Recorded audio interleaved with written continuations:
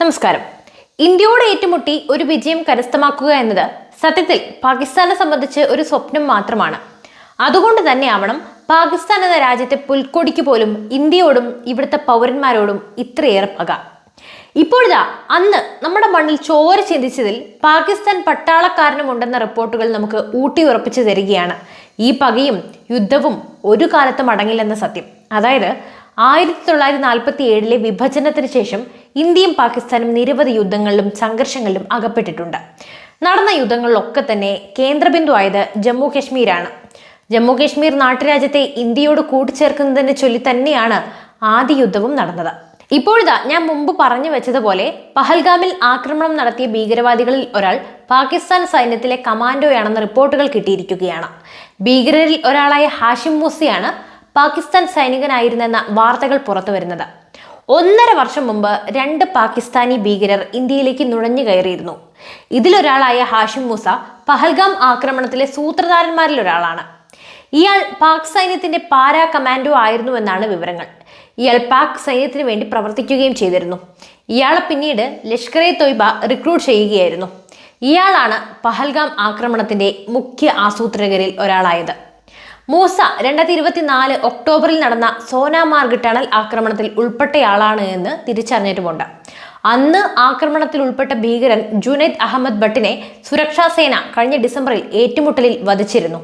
ഇയാളിൽ നിന്ന് കണ്ടെടുത്ത ഫോണിൽ നിന്നാണ് മൂസയും ടണൽ ആക്രമണത്തിൽ പങ്കാളിയായിരുന്നുവെന്ന് കണ്ടെത്തിയത്. ഭീകരവാദികൾക്ക് കാശ്മീരിൽ നിന്ന് പ്രദേശവാസികളുടെ സഹായം കിട്ടിയെന്നാണ് ഇപ്പോൾ ലഭിക്കുന്ന വിവരം. ഭീകരർക്ക് സഹായങ്ങൾ നൽകുന്ന 15 പേർ ഇവർക്ക് വഴികാട്ടികളായെന്നും ലോജിസ്റ്റിക് സഹായം അടക്കം ചെയ്തു നൽകിയെന്നുമുള്ള വിവരങ്ങൾ അന്വേഷണത്തിൽ കണ്ടെത്തിയിട്ടുണ്ട്. ഭീകരർ ഇന്ത്യയിലേക്ക് അതിർത്തിയിലെ കമ്പിവേലി മുറിച്ചാണ് നുഴഞ്ഞു കയറിയത്. തുടർന്ന് ഇവർ പല ഭീകരാക്രമണങ്ങളിലും പങ്കെടുക്കുകയും ചെയ്തു. പലതവണയായി ഇന്ത്യയിലേക്ക് നുഴഞ്ഞു കയറി ഭീകരവാദികളിൽ ചിലരെ സുരക്ഷാ സേന ഏറ്റുമുട്ടലുകളിലൂടെ വധിച്ചിരുന്നു. മൂസയുൾപ്പെടെയുള്ള മറ്റ് ഭീകരവാദികൾക്ക് വേണ്ടി തിരച്ചിൽ തുടരുകയുമാണ്. അതേസമയം ജമ്മുവിലേക്ക് കടക്കാൻ ഭീകരർ ലക്ഷ്യമിടുന്നതായിട്ടാണ് സൂചന. കഴിഞ്ഞ ദിവസം തെക്കൻ കാശ്മീർ മേഖലയിലാണ് ഭീകരരുടെ സാന്നിധ്യം കണ്ടത്. ഭീകരർ ജമ്മുവിലെ അതിർത്തി മേഖലയിലേക്ക് സഞ്ചരിക്കുന്നതായിട്ടാണ് റിപ്പോർട്ടുകൾ സൂചിപ്പിക്കുന്നത്. ഭീകരർക്കായുള്ള തിരച്ചിൽ സൈന്യം ഊർജിതമാക്കിയിട്ടുമുണ്ട്. ഇതിനിടെ ഭീകരർ സഞ്ചാരികളുടെ മൊബൈൽ കവർന്നതായുള്ള മൊഴിയും പുറത്തു വന്നു.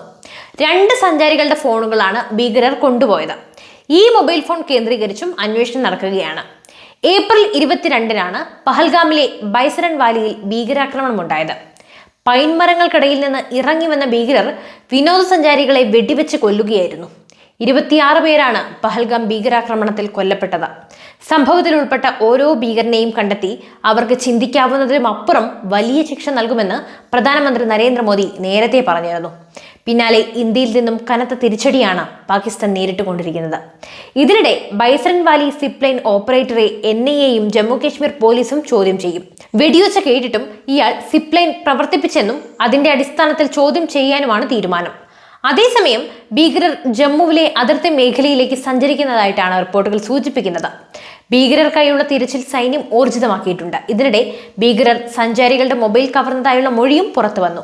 2 സഞ്ചാരികളുടെ ഫോണുകളാണ് ഭീകരർ കൊണ്ടുപോയത്. ഈ മൊബൈൽ ഫോൺ കേന്ദ്രീകരിച്ചും അന്വേഷണം നടക്കുന്നു. കാര്യങ്ങൾ എന്തൊക്കെയായാലും ഇതിൽ നിന്നെല്ലാം ഒന്നുകൂടി നമ്മൾക്ക് മനസ്സിലാക്കാനുണ്ട്. അവരുടെ പക വളരും തോറും, ഈ സംഘർഷങ്ങൾ വർദ്ധിക്കുന്നത് തോറും പാകിസ്ഥാൻ ക്ഷയിച്ചുകൊണ്ടിരിക്കുകയാണ്.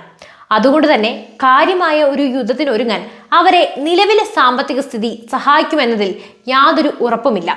എന്തായാലും ഈ വിഷയത്തിൽ നിങ്ങളുടെ വിലയേറിയ അഭിപ്രായങ്ങൾ തീർച്ചയായും കമന്റ് ചെയ്യൂ. പുതിയൊരു വാർത്തയും വിഷയമായി വീണ്ടും എത്തും വരെ നന്ദി.